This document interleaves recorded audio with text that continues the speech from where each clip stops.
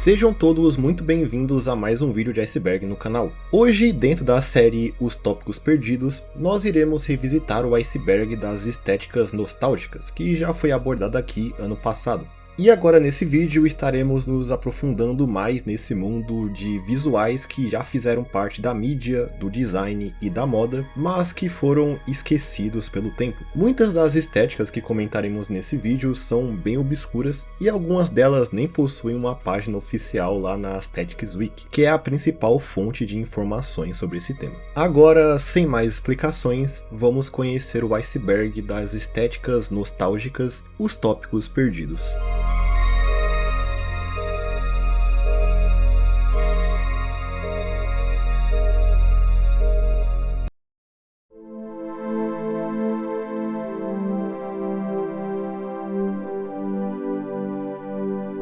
2010 Summer Nostalgia. Não poderíamos começar de outra forma a não ser por uma estética que tem nostalgia no nome, não é?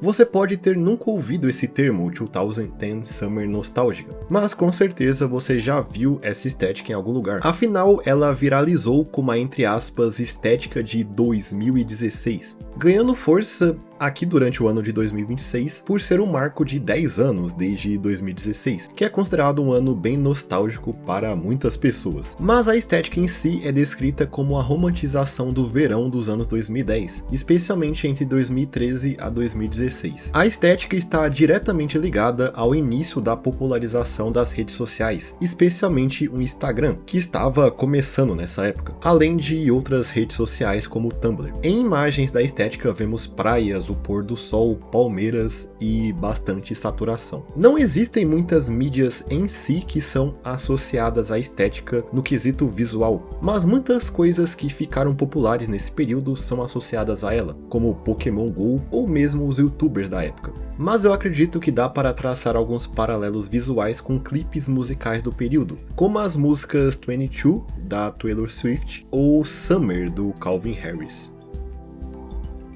Swag. Swag foi uma subcultura que surgiu no final dos anos 2000 e início dos anos 2010, inspirada na cultura do hip hop. A estética aparecia principalmente no estilo adotado pelos jovens, que apareciam usando bonés de aba reta, calças jeans, camisetas estilizadas, capuzes e roupas streetwear de marcas como All Bay. As origens da estética são traçadas até a Califórnia durante os anos 2000, na cena do hip hop local. Nessa época também surgiu um movimento de dança chamado jerking, em 2008. Essa dança também é fortemente associada à cultura do swag. Existem até alguns personagens que são associados à estética, como o Domo e o Cookie Monster da Vila Sésamo. E a atriz Zendaya, ou Zendaya, era um dos rostos da subcultura, ali quando ela estava no início da carreira.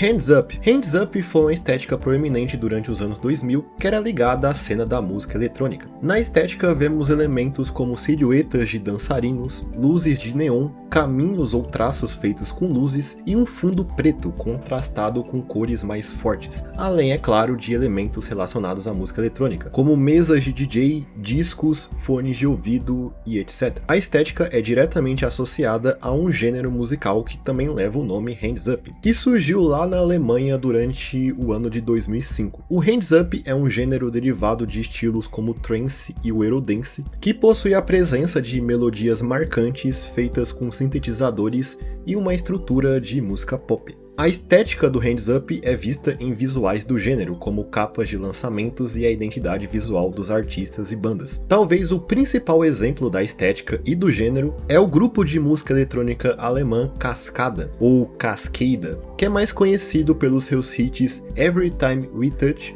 e Evacuate the Dance Floor. O Hands Up também é uma das bases para o estilo Nightcore, aquelas músicas que são versões aceleradas de músicas eletrônicas, que eram populares no início do YouTube e sempre tinham uma arte de anime que as acompanhavam. As próprias músicas do Cascada foram nightcoreizadas. A estética do Hands Up durou até meados de 2013, quando esses estilos musicais relacionados ao Eurodance também perderam força. Curly Girly. Esse é o nome dado a uma estética que aparecia em produtos voltados para o público infantil feminino, que surgiu no final dos anos 90, mas que sobreviveu até a segunda metade dos anos 2000. A Curly Girly é caracterizada pela predominância de um rosa dessaturado, combinado com cores mais escuras, composições que simulam colagem e produtos feitos de forma caseira. A estética aparecia em coisas como bonecas, capas de CD e até em designs de websites, como por exemplo o design do site oficial da Britney Spears durante os anos 90. A Curly Girly, na verdade, é considerada uma variação voltada para o público infantil da estética Groovival. O Groovival é um resgate da psicodelia hippie dos anos 60 nos anos 90, pegando elementos desse movimento justamente para criar um visual nostálgico para os que viveram nos anos 60. Na estética vemos elementos como flores, o símbolo hippie, formas abstratas e psicodélicas e a predominância de cores como roxo e verde.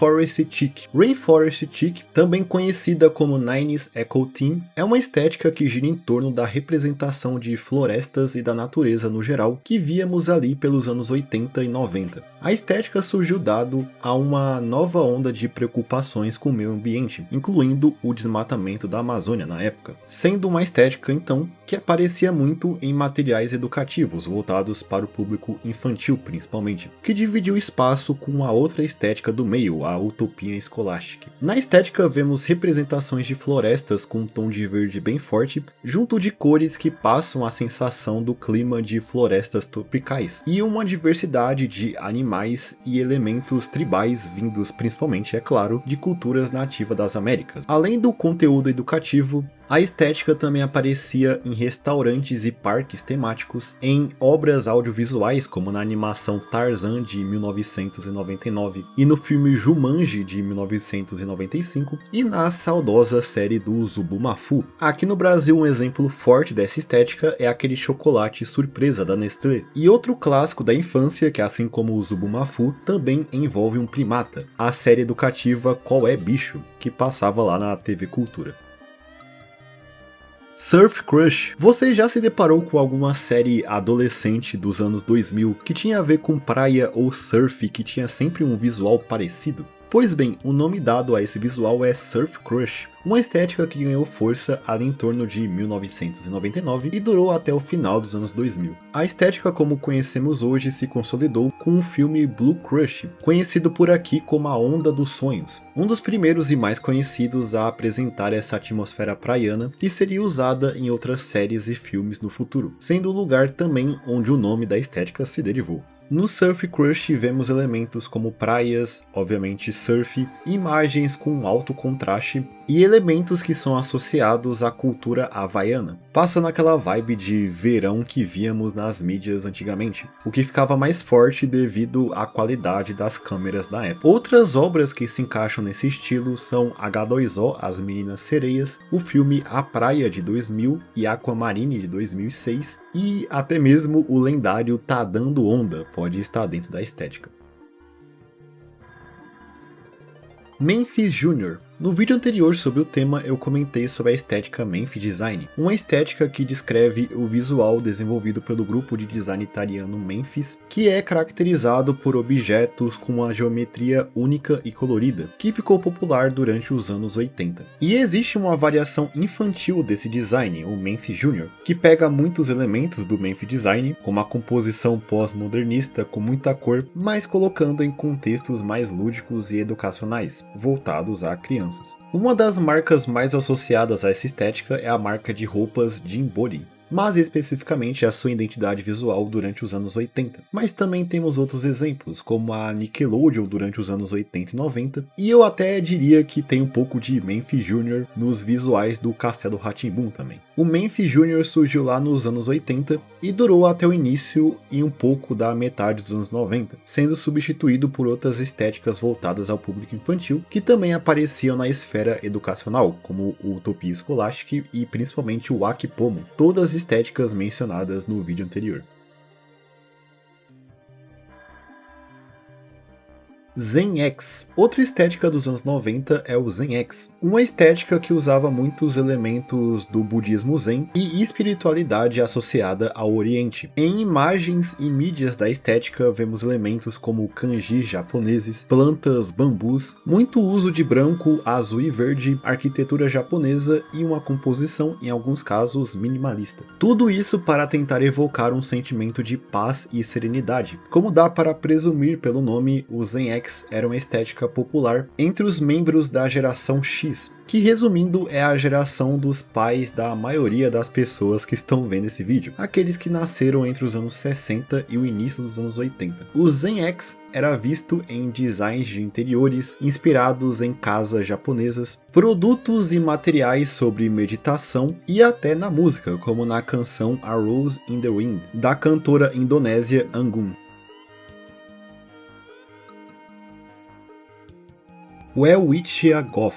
O Welwitschia Goth é um estilo artístico inspirado na cultura gótica que ganhou força durante os anos 90 e 2000, aparecendo na internet em sites como o DeviantArt, após ser adotado por diversos artistas amadores. No Welwitschia Goth, vemos uma atmosfera sombria e decadente, com elementos associados à infância e a contos de fada de forma corrompida.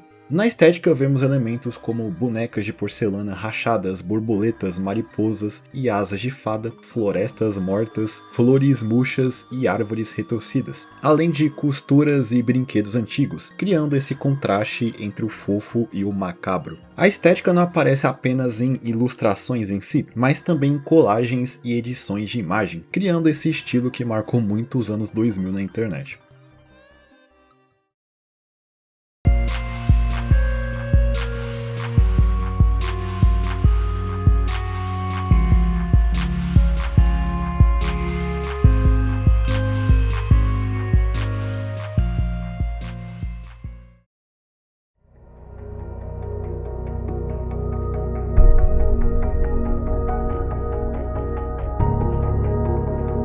Colorido. Agora falando de uma estética daqui do Brasil, temos o colorido. O nome dado à cena do pop rock nacional que surgiu ali no final dos anos 2000 até o início, bem início dos anos 2010, que foi capitaneado pela banda Restart. O colorido visualmente é caracterizado por uma visão mais otimista, vibrante e, assim como o nome entrega, muito colorida, especialmente nas calças, mas também nas camisetas estilizadas, nos óculos, nos tênis e nos cabelos mais diferenciados. O colorido não aparecia apenas na música, mas também na moda adolescente no geral naquela época, visto, por exemplo, na revista Capricho e outras revistas do mesmo segmento. Além do Restart, outras bandas que podemos colocar dentro da estética são, obviamente, o Cine e a banda Hori, a banda lá do Fiuk. O estilo, apesar de ser considerado a própria estética, tem muitos elementos de outras estéticas que surgiram na gringa, como o próprio Cine, mas ela também tem suas particularidades que pode fazer ela ser considerada uma estética à parte. E é estranho pensar que todo esse movimento do pop rock liderado pelo Restart foi a última vez que o rock esteve no mainstream no Brasil, ou pelo menos os últimos momentos.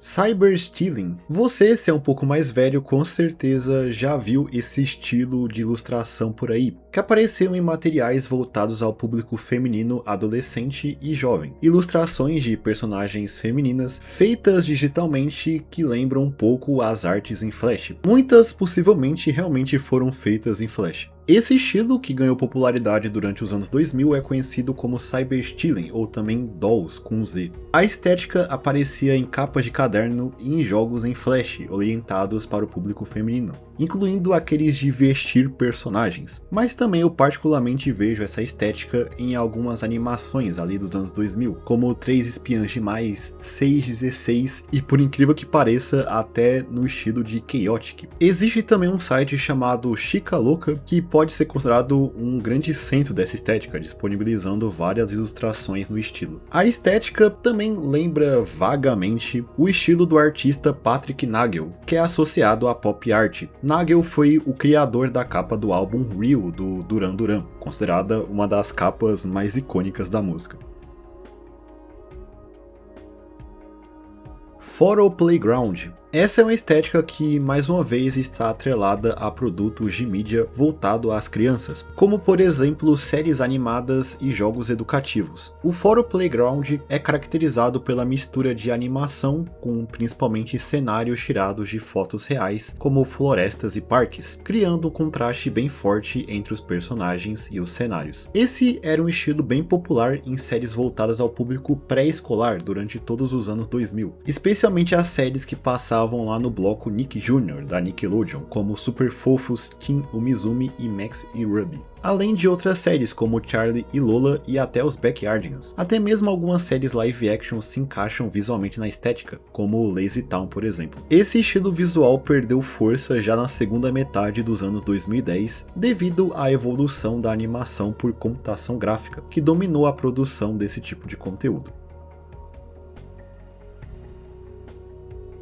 Digidelia. Digidelia pode ser descrito como uma variante da estética Frutiger Metro, ou Vectordelia, como ela é conhecida hoje. Sendo também uma estética maximalista, mas ao contrário da Vectordelia, a Digidelia não usa apenas ilustrações em vetor, com cores chapadas, mas sim elementos detalhados combinados para criar uma composição explosiva, como se os objetos estivessem sendo expelidos pelo ar. A estética combina gráficos vetoriais, fotografias e outros efeitos para criar essas composições que apareciam principalmente em materiais publicitários. Essa estética também foi uma que nasceu e praticamente morreu ainda nos anos 2000.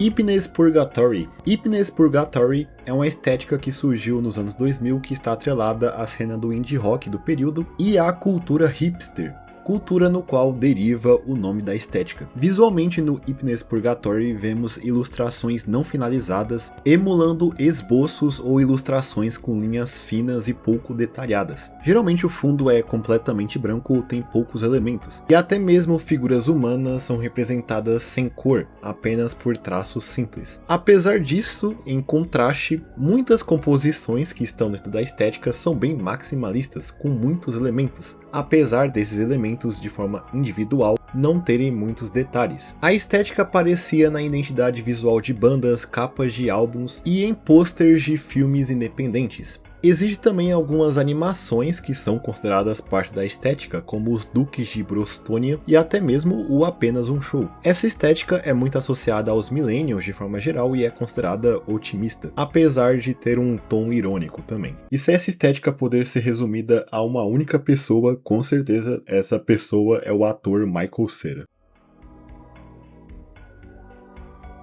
Indie Sleaze. E continuando no mundo da música dos anos 2000, temos a estética e subcultura Indie Sleaze, um visual que não aparecia em um único gênero, sendo visto tanto no rock alternativo quanto no pop. O Indie Sleaze é marcado principalmente pelo seu vestuário, com vestimentas consideradas vintage, mas que vestidas de forma bagunçada, dando a sensação que a pessoa acabou de sair de uma festa, evidenciando um elemento hedonista na estética que ganhou popularidade a partir de blogs e redes sociais como o MySpace. Os artistas mais associados ao Indie Sleaze são o Crystal Castles e o LCD Sound System. A estética, anos depois do seu auge, ganhou popularidade novamente graças graças ao TikTok em meados de 2021. Na verdade, existe um movimento novo que é considerado em partes um revival do indie sleaze, conhecido como Brat Summer, que surgiu em 2024 após o lançamento do álbum Brat, da Charli XCX, que gerou toda uma micro-trend que mistura o indie sleaze com a moda do Y2K, resgatando toda essa cultura de festas e curtição, que durou ali durante o hype do álbum.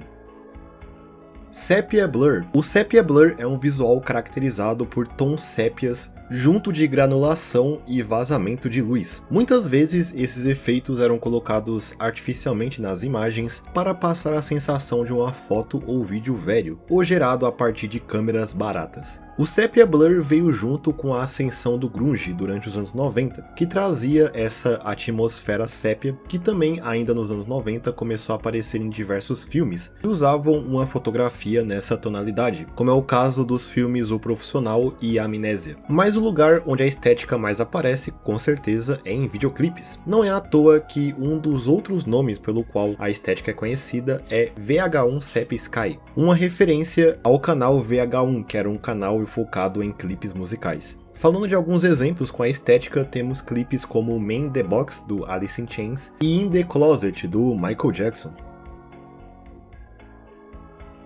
Jumbler Font. Nos anos 90 existia uma tendência no design de criar composições com tipografias malucas, com letras que não se conversavam dentro da mesma palavra por terem fontes diferentes ou estarem com formatos ou cores distintas. Na estética também podemos ver objetos substituindo algumas letras dentro do texto ou texturas aplicadas a certas letras específicas. Essa era outra estética que aparecia praticamente em todo lugar, incluindo muitas mídias infantis, mídias educativas ou de comédia. Inclusive, a Cari, o lugar onde eles costumam documentar e nomear essas estéticas, colocou como exemplos do Jumbler Font 2 álbuns de artistas brasileiros, o Estranho, do Nenhum de Nós, e o álbum auto-intitulado do Oswaldo Montenegro. Nouveau Organic. Essa é uma das estéticas que tenta modernizar um elemento artístico do passado. No caso dessa estética, vemos o resgate tanto da arte Nouveau, que desenvolveu-se lá na França na década de 1890, e também o estilo do arquiteto catalão Antoni Gaudí, que é mais conhecido pelo seu envolvimento na construção do Templo da Sagrada Família em Barcelona. Tanto na arte Nouveau quanto nos trabalhos de Gaudí, vemos formas que são inspiradas na natureza, como o formato de árvores, conchas e ondas, criando obras que parecem de alguma forma orgânicas. A estética do Nouveau Organic esteve presente principalmente entre os anos 80 e 90, pegando esses elementos mencionados anteriormente e os aplicando na arquitetura, no design de interiores e no design de móveis. Os exemplos de locais que são atribuídos à estética passam uma sensação de estar debaixo d'água, graças às cores usadas nos tetos, nos vidros e nas paredes, além da própria iluminação. Um exemplo interessante é o Complexo de Casa Satélite, um projeto arquitetônico localizado no México que foi desenvolvido pelo arquiteto Javier Senosian. A maior parte do portfólio dele, na verdade, tem esse visual bem fantástico e até cartunesco, visto também em outro trabalho dele, O Ninho de Quetzalcoatl. O Senosian é colocado como um dos principais nomes desse Nouveau Organic. E olhando para esse complexo de casas, eu só consigo pensar em duas coisas: aquele lugar onde os Teletubbies moram e o condado de Senhor dos Anéis, a casa dos Hobbits. Agora, imagine viver num lugar assim. Eu não encontrei informações se pessoas de fato vivem nesse complexo ou não, mas ele é uma atração turística lá na cidade do México.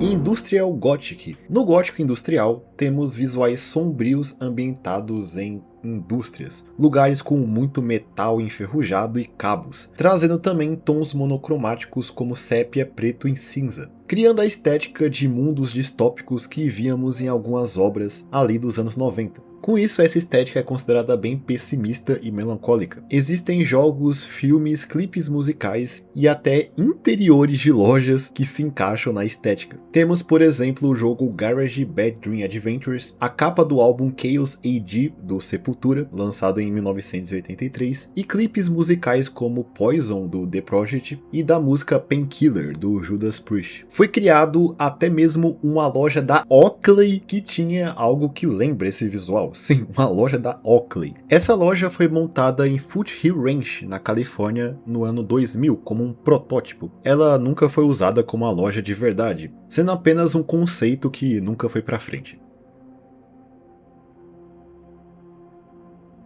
2K Cyberpunk Gothic. Mais uma estética ligada de alguma forma ao mundo gótico, e também, no caso dessa estética, ao mundo do nu metal. Afinal, dá para dizer que um dos principais exemplos da estética é a banda Evanescence, que se encaixa no gênero. No 2K Cyberpunk Gothic vemos uma atmosfera melancólica e por muitas vezes ambientada em cenários futuristas, até cyberpunk mesmo, se passando também às vezes em cidades frias durante a noite. Além de ter personagens, especialmente personagens femininas, que têm um visual inspirado na cultura gótica. Outro grande exemplo que podemos colocar na estética é o anime Ergo Proxy, o anime que tem uma das minhas aberturas favoritas, que tem todas essas características, especialmente por causa da sua protagonista, a Rael Meyer, que inclusive muitos especulam que a personagem foi baseada na Amy Lee, a vocalista do Evanescence. Apesar disso nunca ter sido confirmado pelos criadores de Ergo Proxy, mas a semelhança é bem grande. Existem outros animes com visuais semelhantes, como Gilgamesh, Witch Hunter Robin e Texanolyze. E voltando para a música, um outro exemplo desse visual é o clipe da música Ace Blumen, da banda alemã Ace Bloom, que se trata de uma animação em 3D que também possui muitos desses elementos, personagens com visuais bem góticos dos anos 2000, situado em uma cidade fria distópica. Outra coisa que eu gostaria de mencionar como exemplo é a capa do álbum Tsunami, da banda italiana Kink, que foi lançado lá em 2004. A capa, como vocês podem ver, possui elementos da estética. Esse é o único álbum lançado por essa banda, e os caras, na única tentativa deles, lançaram o que é, na minha opinião, um dos melhores álbuns do nu metal, antes de desaparecer e não lançar mais nada.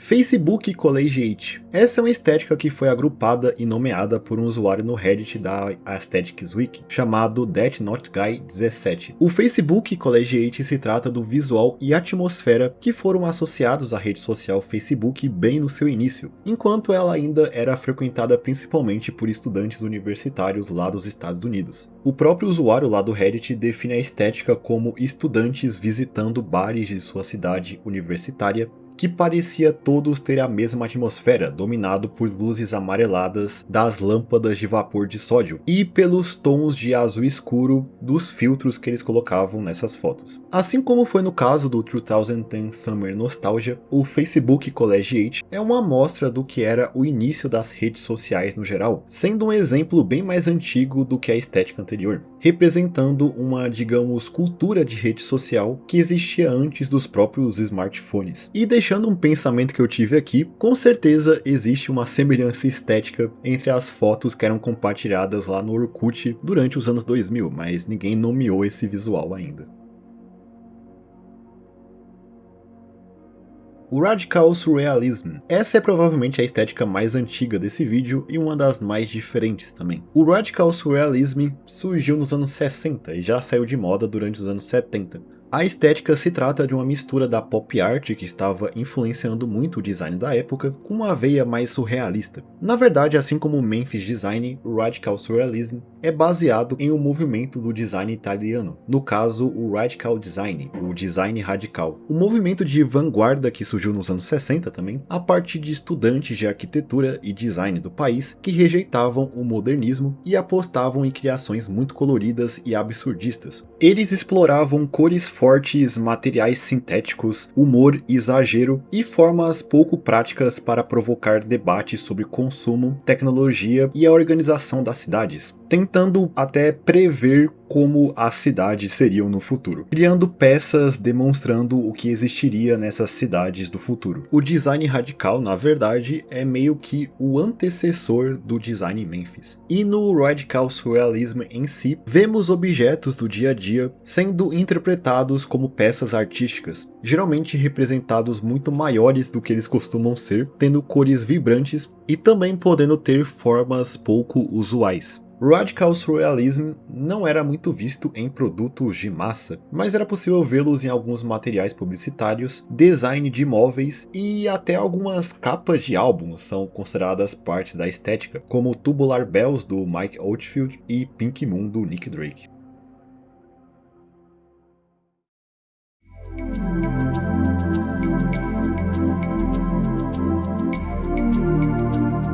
Então, eu acho que é isso. Essa foi nossa revisita ao iceberg das estéticas nostálgicas. Com certeza, um dos meus tópicos preferidos. Eu espero que vocês tenham gostado do vídeo. Se sim, não se esqueça de deixar um comentário aí embaixo, deixar o seu like e se inscrever no canal para mais vídeos como esse no futuro. E no mais é isso. Eu espero todos vocês em um próximo vídeo. Até mais.